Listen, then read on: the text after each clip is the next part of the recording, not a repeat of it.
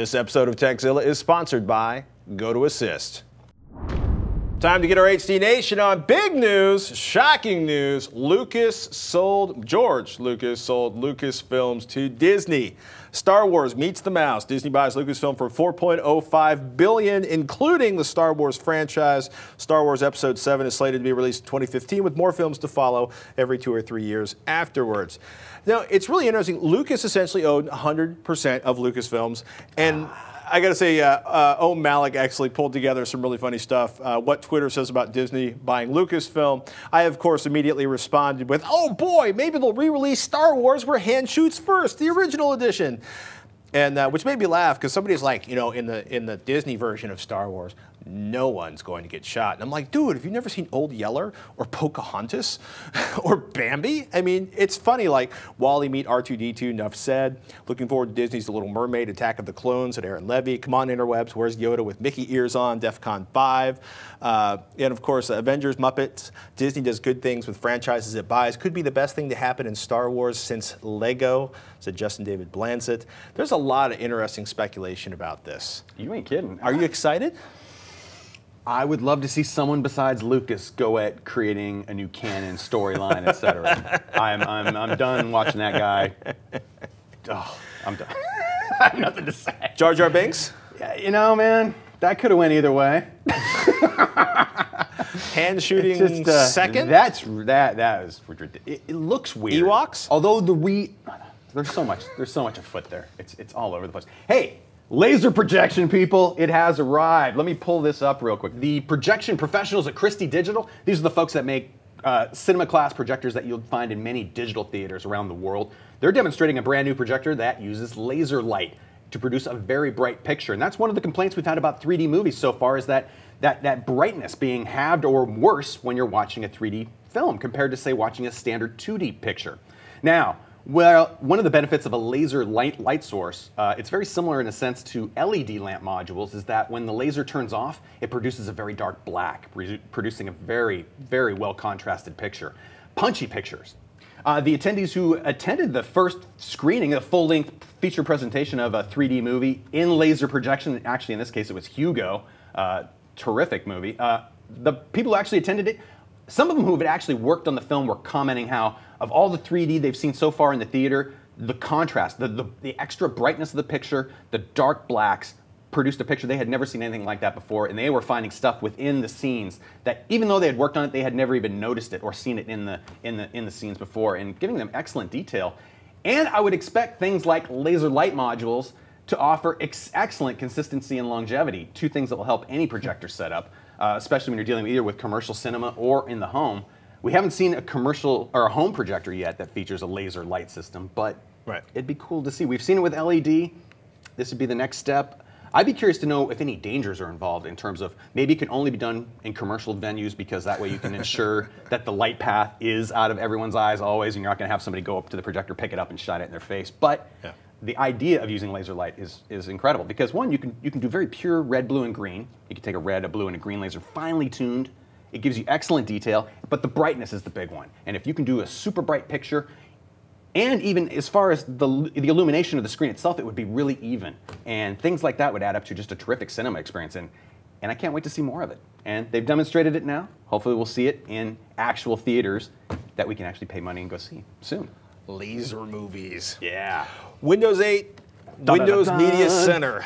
Wow. I've been working on this for a few days now, and last night I actually loaded up Windows 8 on my home theater PC after spending the last few days learning, living, and loving all things Windows 8 as it exists on my PC workstation. I did the USB install. That freaking rocks, by the way. It took about 10 minutes on a Core i3-based home theater PC. Had to restart once.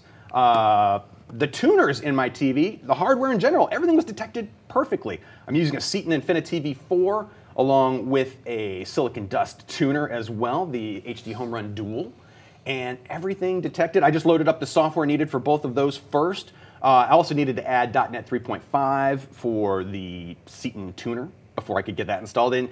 Installing 3.5 also required 2 and 3.0 to be installed. It didn't really matter with that.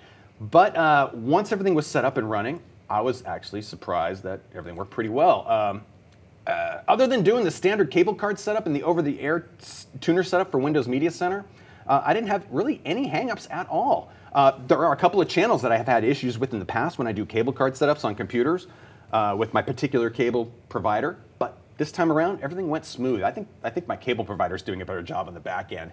And I had some initial hesitations about wiping my home theater PC because I have a lot of saved content on there, and it is a hand-built computer, and I'm changing the operating system out. So all of this pretty much non-found. I didn't have any problems at all, save for a couple of specific things. But regards to the Windows TV recordings in Windows 7 that I had recorded, they played just fine in Windows 8, but I'm only dealing with non-copy protected shows and non-premium content channels. Like I wasn't dealing with anything from, say, like HBO or Showtime.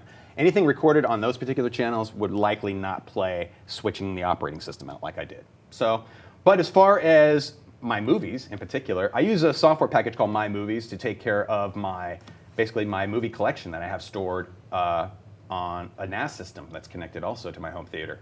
This actually loaded right up. It auto-updated. I restored my database, and everything was right there just as I configured it. However, I did run into an issue when I was mounting ISO images to a virtual drive. Every time I did that, in this case I'm mounting the image files I've created of my Blu-ray movies. Every time I mounted that image though, within Windows 8, boom, the system would just restart. And before I was using Slisoft's virtual clone drive program, which if you need a virtual clone drive, it actually works quite well. And I have found that now that Windows 8 and actually Windows 7 has a built-in virtual drive support, I'm wondering if there's some sort of maybe cross-contamination there where it's causing it to reboot. But I was running into this with the pre-release version of Windows 8 as well. So hopefully it's something that will get fixed soon. I'm just wondering, is there an issue with simply mounting a large image file that just causes the system to go pop? Hopefully not, but that's really the only problem I ran into. It was just simply movie playback at this point. But as far as getting tuners set up, playing my old recorded files, everything went smooth. We wait for your movie giant file report with bated breath. It's cool. I didn't have as much to worry about as I thought I would. And the install is painless, I gotta say, compared to any other version of Windows I've tried so far. It's nice. Ladies and gentlemen, let's take a moment to thank one of our sponsors. Working in IT is challenging enough when you're managing teams that are in the office with you, but supporting members who work remotely is an entirely new level of complexity and pain. That's why you need GoToAssist by Citrix. You can take control of your entire IT world from one simple cloud-based platform. GoToAssist makes it easy to provide live support to any PC, Mac, or mobile device and connect to unattended computers from anywhere. You can even troubleshoot problems from your iPad or Android device with the free GoToAssist remote support app. And with GoToAssist monitoring, it's amazing. You can inventory, monitor, and manage all of your devices, your servers, and your networks. You can start fixing small issues before they become big problems. Still not convinced? You can try GoToAssist free for 30 days. Just visit GoToAssist.com, click on the Try It Free button, and use the promo code Tekzilla. Less pain in your IT gig. GoToAssist.com, Try It Free button, enter in the code Tekzilla. You'll be helping out Tekzilla, and you'll be making your life less painful in the office.